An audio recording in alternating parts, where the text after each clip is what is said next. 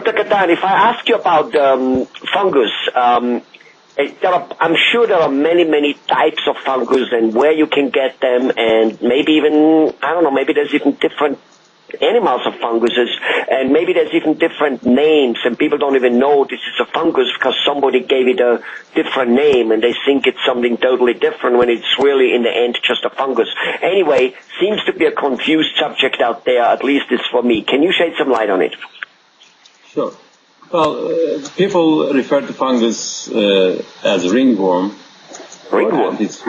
Right. Athlete's foot. Okay. Athlete's foot. Ringworm because it has the shape of a circle oftentimes when it's, say, on the scalp or on the body. And athlete's foot because the athletes supposedly tend to get that the fungal infection on the feet more commonly. So there are other fungal or more likely yeast infections that happen on the chest, on the back. That's sort of related to some extent, but they're a little bit different, and then dealt differently with. So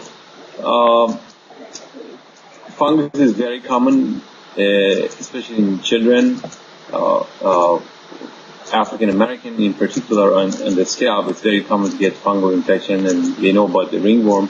There is a patch of hair loss, there may be some redness, scaliness. If it gets secondarily infected with bacteria, there could be some oozing and crossing as well. And that kind of fungus needs to be treated with oral antifungal. A lot of times our colleagues who are not very familiar with this, they treat them with topical creams and shampoos, which are not effective because the fungus goes to the roots of the hair, and these creams and shampoos do not penetrate that far. So then the patient needs to take an oral by mouth antifungal for a period of about 4 to 8 weeks. And if it's not done properly, if it's not taken care of, then it is possible to have a hair loss permanently on the scalp. Now there is fungus on the skin, on the face. It could happen on the forearms, in the back, any part of the body.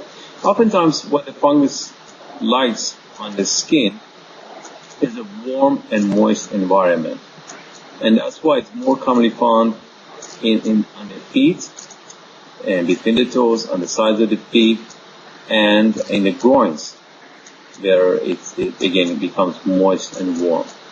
So we suggest to people to keep the feet cool and dry,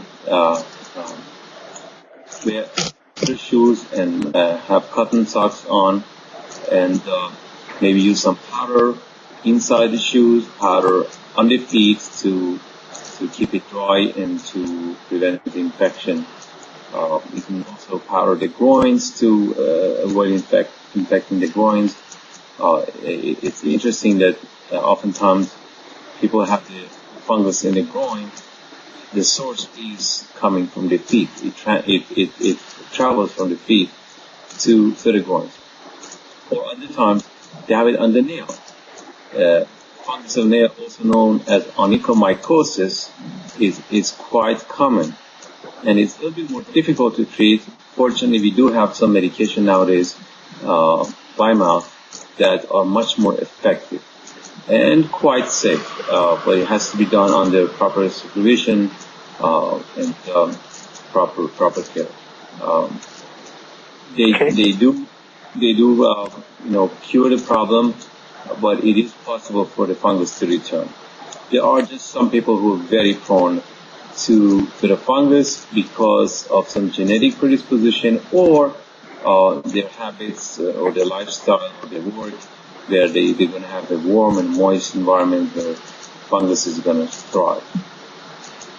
Okay. All right. So basically, treatment, from a doctor, from a dermatologist like you, will make it go away, even though it is possible to come again, because some people just simply are very prone for it, and then you just need to treat it again, and keep the place dry and hopefully light, not moist and dark, which isn't always easy.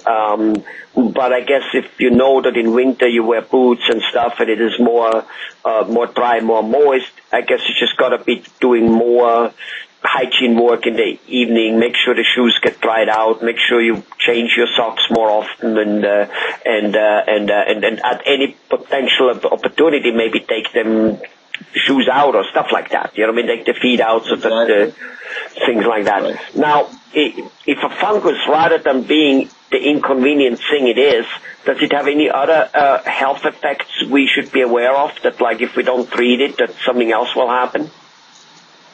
Well, there can be what we call a secondary infection from bacteria. And, for example, when there is a fungus between the toes, it often causes a little cut on the skin. And from there, the bacteria enters and causes what we call cellulitis, which is a bacterial infection, and often happens on the legs. And that, if it's not properly taken care of, can be life-threatening. So it is a good idea to treat patients, especially if the patient is a diabetic patient. They're more prone to infections, and the immune system is a bit weaker, so they have to be more careful with this thing. Okay. Well, again, like always, very interesting, very informative.